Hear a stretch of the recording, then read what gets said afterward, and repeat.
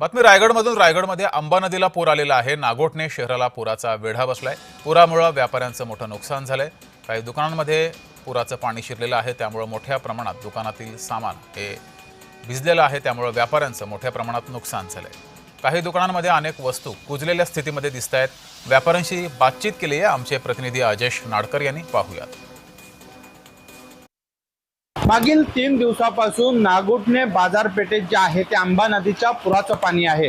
सध्याची परिस्थिती आपण पाहिली तर आज देखील मोठ्या प्रमाणात जे आहे ते पुराचं पाणी या ठिकाणी पाहायला मिळत आहे। काल आपण पाहिलं तर ही बाजारपेठ जी आहे ती अर्धी पाण्याखाली गेली होती आणि मोठ्या प्रमाणात जे आहे ते व्यापाऱ्यांचं नुकसान झालं होतं। रविवारी सकाळी पाऊस यायला सुरुवात झाली, तसं पावरनं पण पाणी सोडण्यात आलं आणि 2-3 फुटापर्यंत पाणी असेल एवढं वाटलेलं लोकांनी तेवढाच माल रिकामा केला। पण पाणी इतक्या झपाट्यानं वाढलं की दुकानामध्ये 7 ते 8 फूट पाणी होतं आणि बाजारपेठेमध्ये पण फुल पाणी होतं, त्यामुळे लोकांना आपला माल हलवायला चान्सच भेटला नाही। पाण्यामुळे व्यापारीमध्ये मोठं नुकसान झालेलं आहे।